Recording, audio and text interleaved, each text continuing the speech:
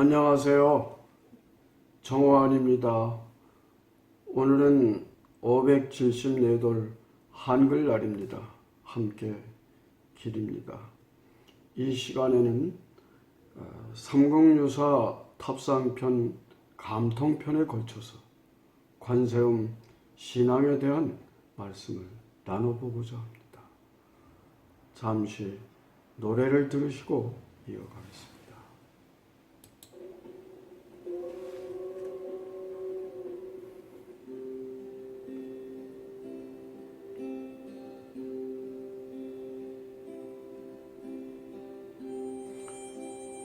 우리의 역사를 찾아서 삼국유사를 찾아서 관세음 보살을 찾아서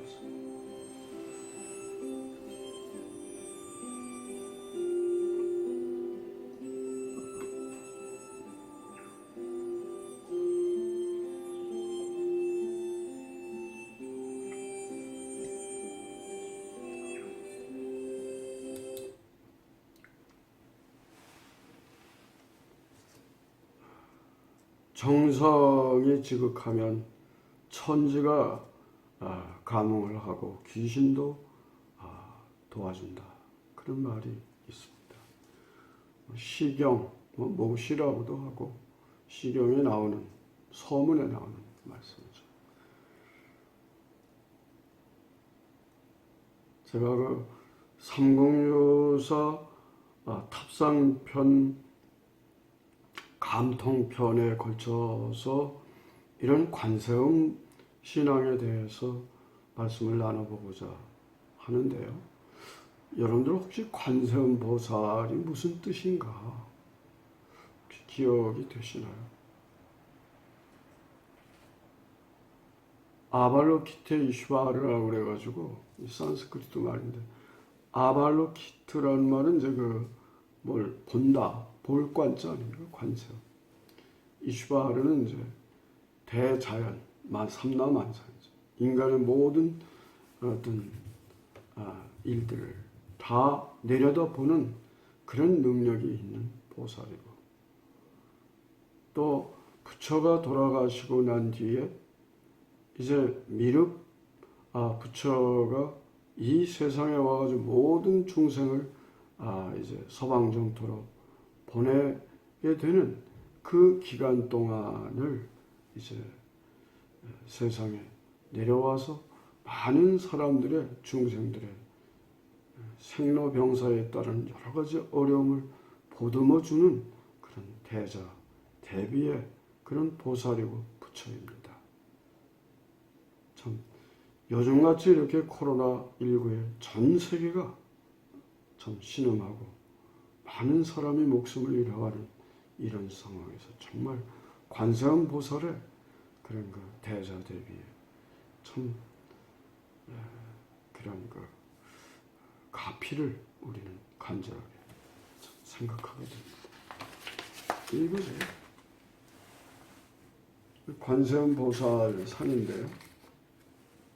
말하자면 이제 이 관세음 보살을 향해서 염려물색의라, 생각하고 또 이렇게 기도를 할 때 절대로 의심을 하지 마라. 물생의란, 물은 하지 마라.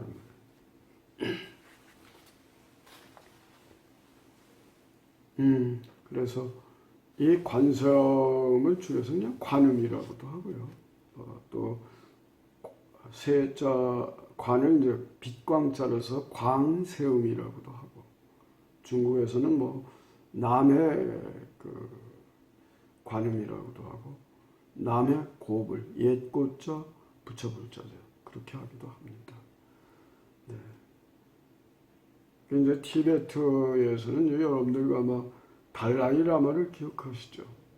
한때 굉장히 세계적으로 많은 어떤 민족의 지도자를 넘어서 정신 세계를 어떤 것처럼 많은 생각해 하는 그런 종교 지도자였죠.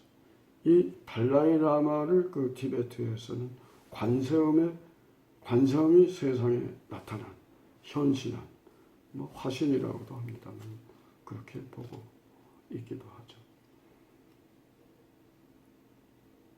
상록여사 탑상편하고 감통편에 걸쳐서 먼저 탑상 부분을 보면은 낙산 이대성 정치 조신 부분에 보면은 원효와 조신에 대한 얘기가 나옵니다. 그 원효 대사가 이제 그 낙산사의 관음 부처를 보기 위해서 관세음 보살의 예불을 하기 위해서 가는 길이었잖아요. 간절한 마음을 가지고 갔어. 근데 이제 양양이 있지 않습니까? 모자는 이제 얼마 이제 한나절이라도 가면 되는데 하면 그때 가을 거지를 할 때인 것 같습니다. 이건 별을 베고 있는 여인에게 그 벼 이상만 하나 좀 볼 수 있겠느냐 그러니까 금년에 뭐 흉년이 들고 가뭄이 많이 들어서 다 쭉정이 들을 게 없습니다. 안 줘. 너무나 좀 황당하고 좀 자존심도 상하고 내가 누군데 하는 거 마음도 사실 왜 없었겠어요. 또 좀 길을 가다 보니까 냇가에서 빨래를 하는데 나름 이제 달거리 이제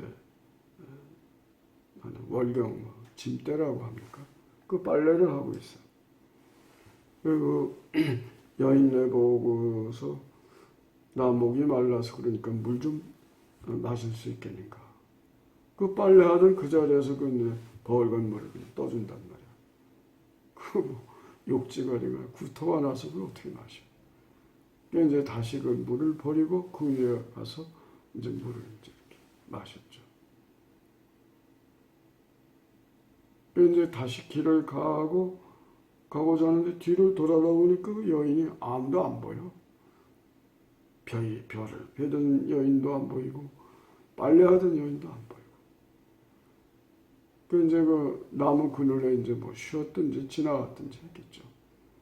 그 소나무 위에서 글쎄 파랑새가 뭐 이렇게 사람의 말처럼 해. 그 대사는 이제 그만 멈추시오. 그만 그 갈 길을 거두시오. 하지 말란 얘기를. 근데 그 나무 아래 보니까 웬 그 신발짝이 하나 있어. 이상하다. 그래서 다시 이제 낙산사로 들어가서 관음전에 들어가려고 보니까 그 대뜰에 들어가는 입구에 그 신발이 한 짝은 그 나무 아래 있고 거기는 이제 또 이 낙산사 거기에 와 있더라고요. 이게 파랑새도 그렇지만은 하여튼 그 여인이 모두가 다 관세음보살이 이렇게 자기의 모습을 그런 식으로 보여준 것이다. 약 33가지 모양으로도 나타난다고 그래요. 결국은 관음굴까지는 가지 못해서 하도 바람이 불고 그래가지고 굴에 들어가야 되는데 아니 뭐 그런 얘기고 조신의 이야기는 여러분들 꽤 오래전에 말씀을 드린 것 같은데 그러니까 낙산사에 있으면서 이제 영월 지금 당시에 세규사라고 하는 낙산사에 말사에 그 이제 그 농장이 있었는데 그 절에 뭐 여러 가지 요즘 같으면 이제 가을이니까 배추 이런 것도 심고 그런 걸 관리를 하는 그 지장이라고 그러는데 알지자 이제 소위 장원할 때 이제 장입니다. 산장할 때. 그 지장을 맡은 그 알지자는 맡는다는 뜻이거든. 그런 이제 책임을 맡은 스님인데 그새 오가다가 그 강릉태서 김은공에 그 따님 그 김낭자를 만나 한눈에 그냥 거기에 그냥 반해가지고 그게 낙산사에서 관음전에서 연불하고 예불을 하는데 전혀 그 여자 그 김낭자 얼굴이 그냥 아른거려서 도저히 어떻게 할 수가 없어요. 관음전에 정말 제가 잘 이렇게 인연을 맺어가지고 지옥에 가도 좋으니까 그 김낭자하고 한번 살게 해주십시오 라고 해서 그렇게 이제 했는데, 어느 날 갑자기 이제 그런 뭐 여러 날 그렇게 했겠죠. 어느 순간에 풋잠이 된 거죠. 김낭자가 문을 열고 들어온 거예요. 나도 스님을 보자마자 너무 좋아서 참 잊을 수가 없어서, 그러나 부모의 명을 어길 수가 없어서 어느 장군에게 제가 시집을 갔는데 거기서 도망을 나와 있습니다. 그래서 우리가 행복한 그런 인생을 한번 살아봅시다. 뭐 스님이 오고 다 이제 때려치고 이제 그렇게 해가지고 애들 다섯을 두고 저런 뭐 가진 게 아무것도 없으니까 또 피해 당해야 되잖아요. 본 남편이 또 강릉태서 김은공이 그냥 놔두겠어요, 그걸요? 강릉태서 김은공은 사기에 보면 헌덕왕 때예요.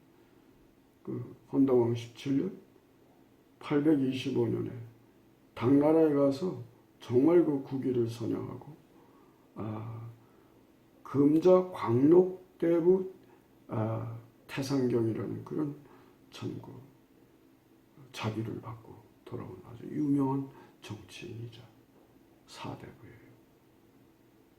이 사람들이 하여튼 뭐 이런저런 해가지고 아들은 또 해안령에서 병들어 배고파 고개에서 죽어버리고 또 돌무지로 묻어주고 또 두 부부가 김실부인하고 조신이 이제 뭐 하여튼 요즘같이 뭐 나쁜 질병이 들었는데 하여튼 다리 밑에서 있는데 큰 딸이 이제 동양 어디로 갔다가 어느 집에 갔다 큰 개한테 물려가지고 피투성이가 돼서 들어온 거 아닙니까? 동네 아주머니 손에 이끌려서 결국은 그렇게 해서 헤어지면서 너무너무 괴롭고 힘든 그런 이제 이야기를 적은 거죠. 마지막에 가서 그런 조신이 시를 읊지 않습니까? 쾌적수유의야 즐겁고 행복했던 시간이 그냥 덧없이 가버리고 암정술이 노창하니라 근심과 걱정 속에 먹고 살 게 없으니까 곱던 얼굴이 다 주름살이 깊었고 불서경대 황량술이여 한 끼 기장밥이 다 있기를 기다릴 필요가 없게 방언호생 일몽환이라 사이가 안 짜지만 여기서 이제 달을 자르서 하늘로 이제 이렇게 했습니다. 바야흐로 사람의 일생이라는 게 한바탕의 꿈인 것을 알아. 깨고 보니까 이제 꿈인 거죠, 인생이. 그 뒤에 이제 이 꿈과 관련한 또 이것을 갖다가 지존모 선생님 같은 분은 돌아가셨는데 스님도 하셨어요, 지존모 선생님. 이게 한문 소설이지만 한국 한문 소설의 효시다. 그렇기 때문에 그러면서 발단 전개 이제 또 이제 위기 절정 결말 이런 식의 그런 요소들이 있지 않느냐 그래가지고 이렇게 설명하기도 합니다. 이제 감통편에 오게 되면 웅면비 연불서승이라고 하는 말씀을 드린 것 같은데 웅면비 말 그대로 귀진이라고 하는 대갓집에 이제 여자 계집 종이야. 근데 이런저런 과정을 거쳐서 주인을 중심으로 해서 얘는 경도광 때인데 하여튼 뭐 이렇게 자기들끼리만 이렇게 이제 소위 잘 사는 소위 양반들끼리만 이렇게 이제 모여서 어떤 행복을 빌고 자손의 어떤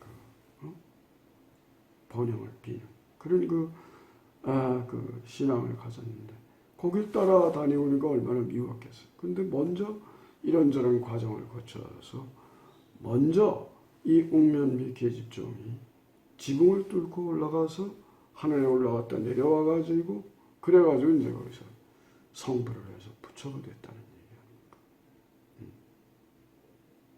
얘기야. 이제 낮고 천한 사람들도 부처를 통해서 신분 상승이 될 수 있고 누구든지 그런 깨달음의 경지에 올라갈 수가 있다는 것을 강조한 것이 아닌가.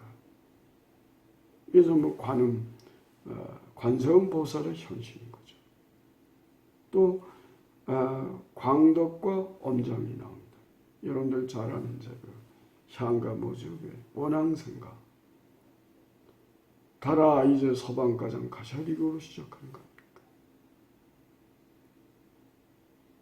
이 광덕과 엄장은 어떤 사이입니까? 아주 굉장히 친한 사이예요. 분황사에서 서쪽 서리에 살았다 그랬는데 이 광덕은 이제 처가 있어. 엄장은 이제 혼자 살았어. 뭐 농사도 짓고 여러 가지 이제 일들을 해서. 근데 어느 날 갑자기 광덕이 죽었어. 날아가면서 내가 먼저 간다. 그러니까 약속대로 잘 그 돌을 닦다가 나를 따라오시오. 그 얘기를 들었어. 어느 순간에 엄장이. 그런데 이 광덕이 죽었으니까 현실이지 않습니까? 그 광덕의 처가 엄장을 찾아가서 같이 장사를 좀 지내줬으면 좋겠다. 그 장사를 지내줬어. 그런데 이 엄장이 이제 광덕도 이제 갔으니까 나하고 같이 부부가 돼서 살면 어떻겠는가. 그렇게 합시다. 그런데 부부라는 게 여러 가지 있잖아요. 성관계도 있는 것이고 식사관계, 생활 여러 가지가 있잖아요. 그 잠자리에서 같이 이제 성접촉을 하려고 하니까 딱 정색을 해서 광덕의 처가 말하는 거 아닙니까? 스님이 성불을 하고 서방장토로 가는 것은 비유를 하자면 나무 꼭대기에 올라가서 물고기를 구하는 거나 똑같아. 연못 구하다 이 말이야. 왜? 그렇게 애욕에 물들어가지고 할 짓 다 하면서 무슨 수도 정진을 하냐. 광덕은 어땠냐. 나하고 결혼해서 오래 살았지만 한 번도 그런 일이 없다. 너무나 놀라가지고 엄장이 그만 원효를 찾아서 거기 가서 이제 경도강 무렵인데 삽관법이라고 하는 수도 정진의 어떤 과정을 배워서 그래가지고 결국 성불을 했다는 그런 얘기죠. 네, 하여튼 참